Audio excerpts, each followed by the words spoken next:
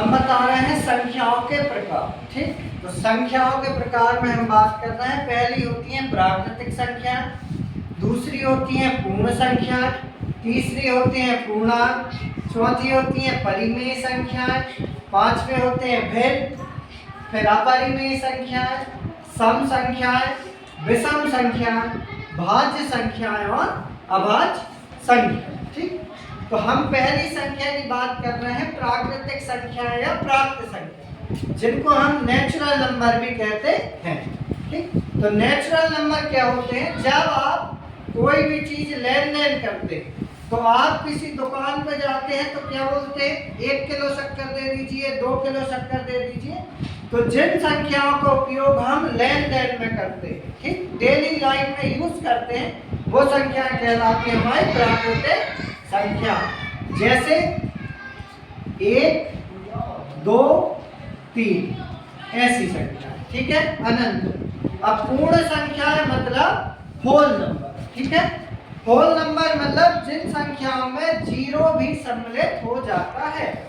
जैसे 0, 1, 2, 3। समझ गए आप लोग? ये थी प्राकृतिक संख्या और पूर्ण संख्या।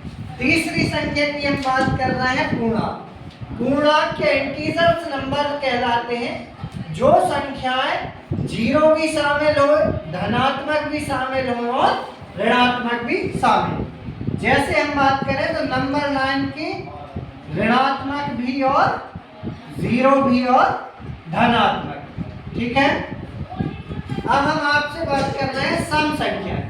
सम संख्याएं मतलब कहलाते हैं इवन नंबर। इनकी शुरुआत होती है 2 से।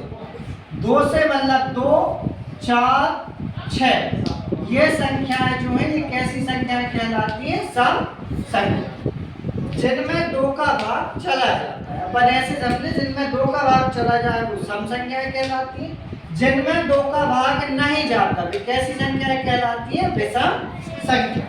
जैसे हम बात करें तो 1, 3, 5, 7 इन संख्याओं में 2 का भाग नहीं जा रहा है, इसलिए ये संख्याएं विषम संख्याएं कहलाती।